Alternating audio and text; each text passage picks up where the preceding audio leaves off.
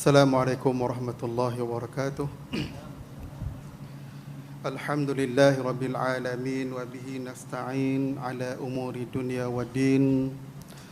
Wassalatu wassalamu ala asyrafil anbiya'i wal mursalin sayyidina Muhammad sayyidil mursalin wa imamil muttaqin wa qaidi du'ati wal mujahidin wa ala alihi wa sahbihi wa mastanna bi sunnatihi wa man da'a bi da'watihi ila yaumiddin, amma ba'd.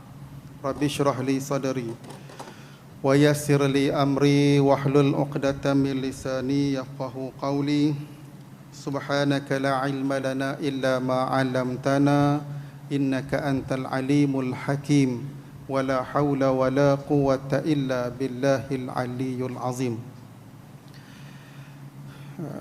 Tuan Imam, Pak Kamil hadir malam ni, Imam jemputan kita malam ni, tuan-tuan, Pak Yusri, Tok Khatib kita malam ni, Tuan Haji Zakaria, tuan-tuan, puan-puan, muslimin, muslimat, hadirin, hadirat yang dirahmati Allah Subhanahu wa taala. Alhamdulillah dan summa alhamdulillah, kita memanjatkan syukur kehadrat Allah Subhanahu wa taala. Allah mengizinkan kita hadir pada malam ini untuk sama-sama mengimarahkan baki-baki Ramadan di ketika, kalau tuan-tuan waktu ini, saat ini tuan-tuan, kalau kita tengok berita dan seumpamanya macam mana sahabat-sahabat kita yang di Palestin sedang bergelut, sedang menghadapi suatu keadaan yang sangat genting, tuan-tuan. Kalau kita di sini duk sedih, nak balik kampung tak boleh, PKP kononnya lah, tapi ramai yang duk sembang-sembang nak balik juga, tuan-tuan. Tak apalah, apilah kat mereka siapa yang nak balik tu, tuan-tuan. Tapi sahabat-sahabat kita di Palestin sana, tuan-tuan, sedang bergelut dalam keadaan suasana yang amat pilu, tuan-tuan. Diserang ketika mana sedang menunaikan solat tarawih, dan mereka terpaksa berada di dalam masjid itu, mempertahankan masjid itu, duduk dalam masjid itu, tuan-tuan, dengan spare batu di kiri kanan, takut diserang oleh ataupun diserang hendak oleh Yahudi laknatullah tu. Jadi kita alhamdulillah, tuan-tuan, kesempatan di akhir-akhir Ramadan ini kita pun diberi keizinan kita hadir malam ni, tuan-tuan. Kita tengok masjid kita pun alhamdulillah masih lagi suasananya macam seperti yang sebelum ini. Mudah-mudahan, tuan-tuan, sepanjang kita diasuh dalam madrasah Ramadan ini, maka natijahnya insya-Allah, tuan-tuan, kita akan lihat kesannya apabila habis Ramadan ini, tuan-tuan. Tetapi sebelum berakhirnya Ramadan itu, tuan-tuan yang dirahmati Allah, setiap daripada kita yang menunaikan ataupun yang hidup ataupun yang melaksanakan Ramadan ini, tuan-tuan, di dalam sanubari kita itu terletak satu pengharapan yang tinggi supaya Allah Subhanahu wa taala menerima segala kerja buat kita, dan seterusnya, tuan-tuan, Allah meletakkan kita dalam kalangan hamba-hambanya yang muttaqin, hamba-hambanya yang diberikan satu title orang-orang yang bertakwa hasil daripada madrasah Ramadan itu. Tetapi, tuan-tuan, kita akan, yang kita idam-idamkan itu, muttaqin yang kita idam-idamkan itu, tuan-tuan, dia tergantung dengan satu lagi amalan yang perlu kita buat, satu lagi kewajipan yang perlu kita buat di akhir Ramadan ini. Apa dia, tuan-tuan? Iaitulah zakat fitrah. Tuan-tuan, saja saya sebut zakat fitrah ini sebab sampai-sampai dekat pintu pagar tadi, tuan-tuan, saya disapa oleh Cikgu Radhi. Dia kata, "Lekah Ustaz, nak bayar malam ni aja, besok resit habis." Saya pun tepuk dada lega, pasal resit habis. Tuan-tuan, resit habis ke resit tak habis ke, tuan-tuan, tanggungjawab kita menunaikan zakat fitrah itu tetap akan berlaku walaupun resitnya habis. Koklah tuan-tuan faham, resit habis tak payah nak bayar. Tak, tuan-tuan. Zakat fitrah ini istimewanya, dia, tuan-tuan, zakat yang juga dikenali dengan zakat badan, zakat yang kena kepada semua orang Islam ni, tuan-tuan. Dia tak makan zakat, tak macam zakat pendapatan yang lain. Zakat pendapatan yang lain ada nisabnya, ada haulnya. Tetapi zakat fitrah ini, tuan-tuan, dikenakan ke atas setiap orang Islam ini. Dia punya kadarnya pun, dia punya haulnya pun, nisabnya pun, tuan-tuan. Bila mana orang itu mempunyai lebihan makan minum untuk hari raya tu, tuan-tuan, maka dia dikenakan zakat fitrah. Sebab tu, tuan-tuan, zakat fitrah ini kena kepada semua orang. Kecuali kalau orang tu saat waktu itu, tuan-tuan, dia memang tak boleh sangat dia nak nak tunai zakat fitrah ni, tak boleh, tuan-tuan, tanggungannya dia tak boleh, tuan-tuan, lainlah. Tapi biasanya zakat fitrah ini akan dikeluarkan ataupun semua orang kena tunaikan zakat fitrah ini, tuan-tuan. Dan kita, negeri Kedah kita wajib RM7. Tu Ustaz, kita tengok ada 14, ada 21. Tuan-tuan, itu pilihan. Tuan-tuan wajib RM7 sahaja. Tapi nak kesihatan, tuan-tuan makan dengan beras basmati. Tuan-tuan kata sedap basmati ni, tuan-tuan. Jadi bayar fitrah nanti dengan kadar 21. 21 biasanya, tuan-tuan, kita duk renung tengok orang yang makan, orang yang bayar 21 ni biasanya orang yang umur 65, 70, tuan-tuan. Waktu tu dia pun hidup 2 orang je.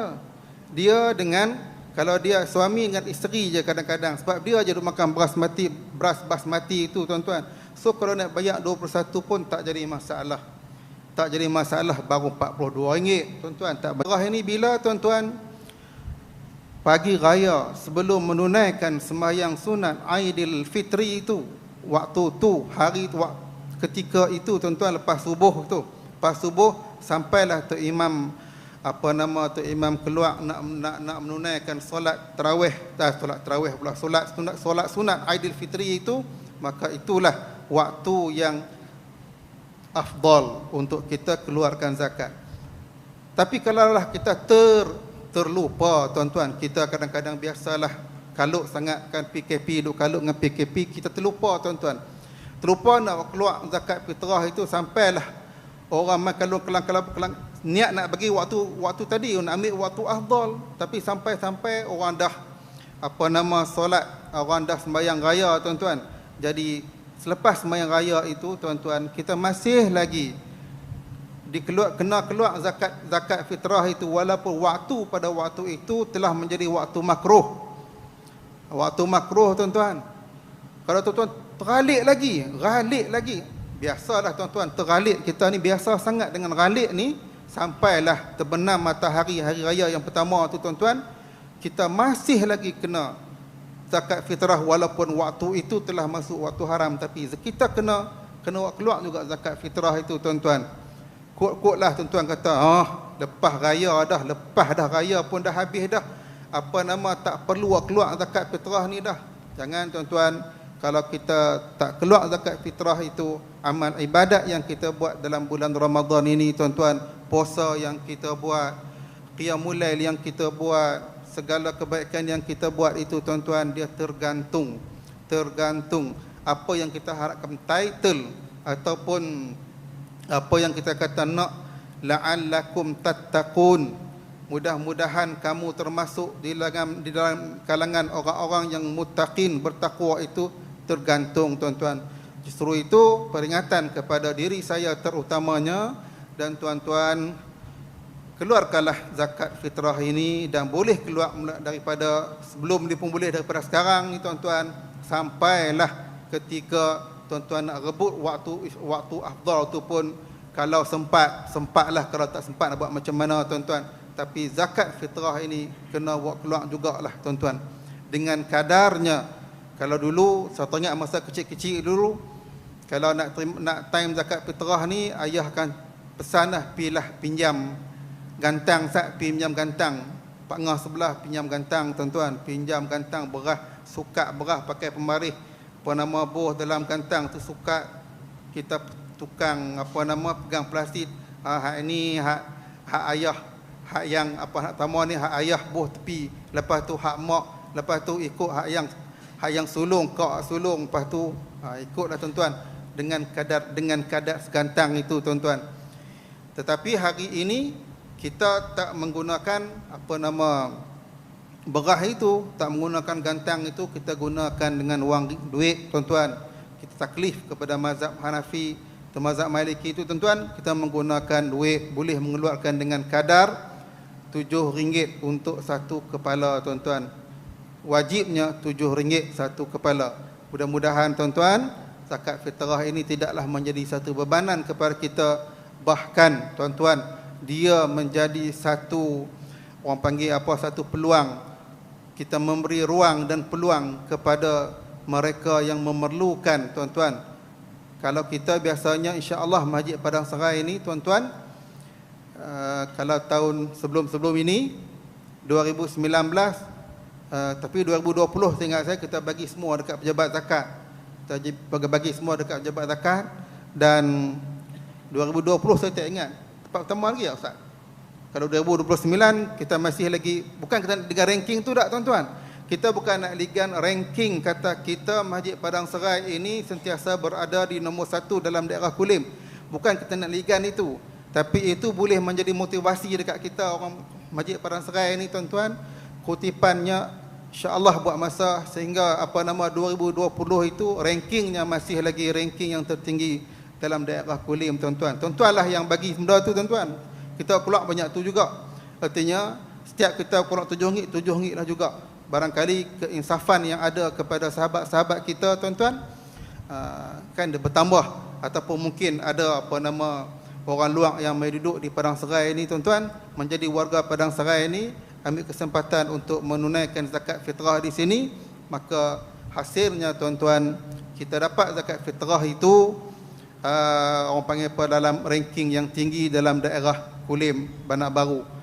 Cumanya tuan-tuan, kadang-kadang nilai yang tinggi itu tuan-tuan kita tak dapat nak lawan ataupun tak dapat nak masuk di peringkat negeri, sebab kadang-kadang peratusnya itu walaupun 120,000, 125,000, peratus kita itu sikit lagi berbanding dengan tempat-tempat lain yang tahun sebelum itu kadang-kadang 70,000 naik sampai 100,000, kadang-kadang peratus itu tinggi, maka depa lebih lebih tinggilah dari segi peratusnya itu tuan-tuan. Jadi insya-Allah kita target tahun ini tuan-tuan, 2021 ini kita keluar zakat fitrah di masjid kita ni tuan-tuan dengan kadar yang seperti mana yang tertera dibenarkan diberikan oleh jabat zakat itu tuan-tuan. Daripada apa yang kita berikan itu kita dapat apa yang Allah Subhanahu Wa Taala sebut la'allakum tattaqun itu, dan waktu yang sama kita dapat memberikan kelebihan itu kepada orang-orang yang memerlukan pada saat dan ketika mereka memerlukan menyambut Aidil Fitri ini tuan-tuan.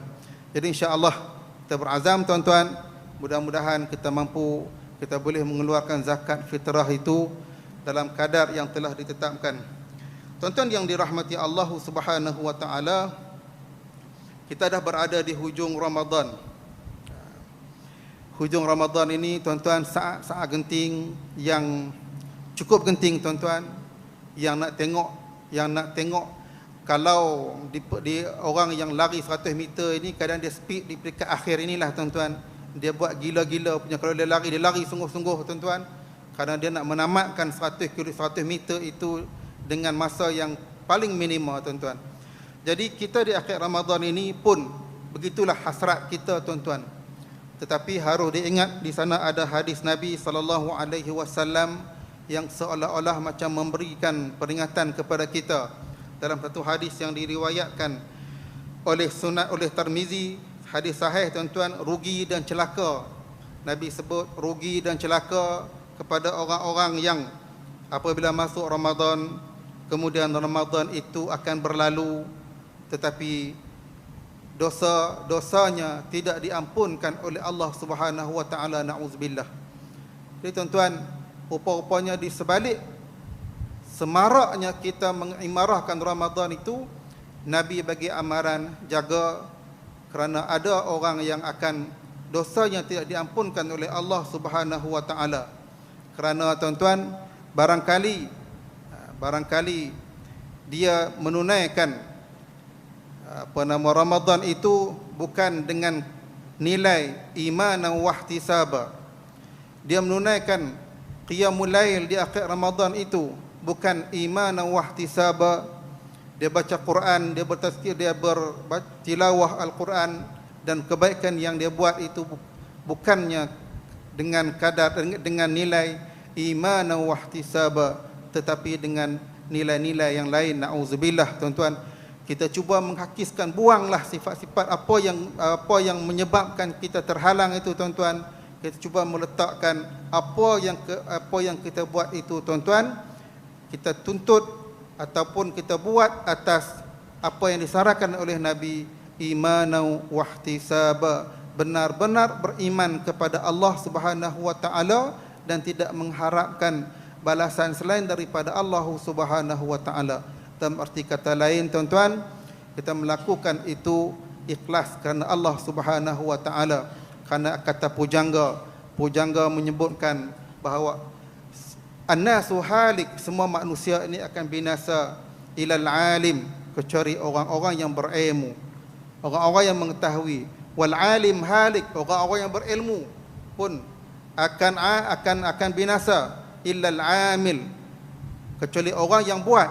Orang alim juga binasa, kecuali orang-orang yang melaksanakan, dia buat apa yang dia tahu. Wal amil halik illal mukhlis, orang alim, orang amil, orang yang buat itu juga akan binasa, kecuali mereka yang melakukan amal ibadat ataupun perkara-perkara itu ikhlas lillah Subhanahu wa taala.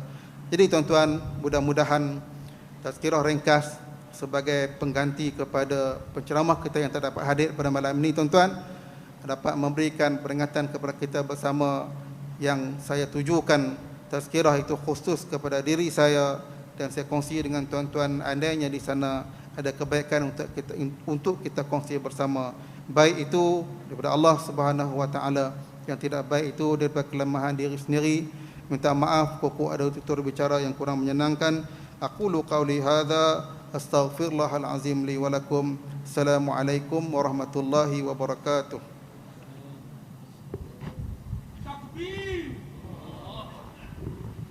الصلاة جامعة